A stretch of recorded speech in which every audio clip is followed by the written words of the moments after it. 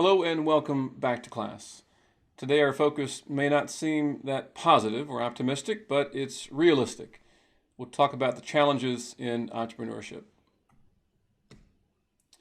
We'll split this into two parts here. The first part about psychological struggles, the second part about material sacrifice. So first here with this image, this may look fun to you. It looks fun to many people. Not my young kids, but to many people it looks fun. It's often used to describe the very high highs and the very low lows of entrepreneurship. It's related to quotes you hear in some parts of the world where the weather changes frequently, where some say, look, if you don't like the weather, just wait a few minutes, right? As if it'll just change very quickly. And that's what happens, I think, often on the entrepreneurial path. Uncertainty and ambiguity define entrepreneurship. Now, in this image, you've got a road that branches out to two. You get two choices, two very clearly defined choices. That is not representative of what happens in entrepreneurship. You don't know how many choices there are. You don't know which choices there are, and they go in many, many different directions. So if you like predictability, this path may not be for you. If you like black and white, if you cannot tolerate gray, lots of gray area, if you will, this path may not be for you. However, that I would say that those characteristics did describe me at one point, and it's not the path I'm on now and have been on for a number of years. I think what happens over time is that you develop trust that things will work out, partly, or maybe entirely, because you trust your team, you trust the expertise, your expertise and that of your team, and the hard work you're putting into the venture and learning along the way. Entrepreneurship creates self-doubt, and I think this is true even for the most confident people in ordinary situations. So I would ask you to think back to those entrepreneurship quotes to inspire and instruct in the early part of the first module for this course. Read those frequently. Find others like those to read frequently. The point is, mindset is really, really important. In fact, I just ordered another book on the topic today. You're never quite done. It's always good to refine your perspective, your mindset, because it does influence the outcomes. Entrepreneurship can be a lonely path, right? If you're blazing a new trail, uncharted waters, etc., creating things that have never perhaps been created in exactly the form that you're creating, that can be unique, which is certainly positive, and also, as I say, also lonely.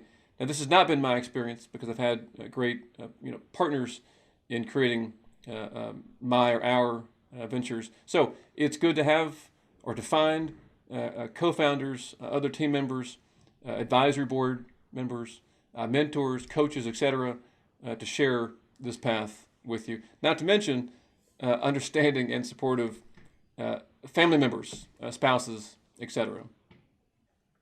And now for material sacrifices. Fun, fun, fun. So wouldn't it be nice, right, to eat out at places like this a few times per week? That is certainly not the case with entrepreneurship. I certainly have eaten my share of oatmeal, also very cheap, not quite the ramen noodles, but very cheap, as well as what we call Brenner, right? So breakfast for dinner. But the point is, it isn't sacrifice, of course, for sacrifice's sake. It's sacrifice in the name of a greater opportunity, a greater vision, whether that's flexibility to spend time with your family, your friends, on causes you care about, or whether it's the sacrifice in order to support causes you care about through that business, or to generate wealth for yourself, your family, and your community. More material sacrifice. No year-end bonuses, health insurance, or matching retirement savings. These would be perhaps expected at many corporate or institutional jobs where you're an employee, right? The health insurance piece, perhaps more of an American concern, but regardless, again, these are sacrifices that you would make in exchange for the hope of a greater good, greater set of benefits on the other side. Not permanent sacrifice, temporary sacrifice. No saving for retirement or kids' college funds. So the idea is that the best investment can be in yourself, in your business, and the returns can be greater than what you would have realized by investing in, say, the stock market, the bond market, for your retirement, or to help pay for your kids' education. I would say the other benefit too, on a related note, is that your kids can benefit, can get their own education from seeing you choose the entrepreneurial path. Yes, planning, the best laid plans, right? So compared to your plans, your business may take 2 times the amount of time, double the amount of time, triple, quadruple perhaps, and only produce 25% of the success. Now, I almost laugh when I look at this slide here, because this was so true for me in my first venture, for my partner and I in our first venture. Our timeline was absolutely unrealistic. But as they say, if entrepreneurs knew how hard it was to create a new business, many of them would never take the leap. So, thanks for naivete. Key conclusions. Entrepreneurship is not easy, but it's worth it. Understanding that deeply before you invest too much time or money is very important. You're not the only entrepreneur in history. You may feel like it sometimes, but you're not. So learn from others.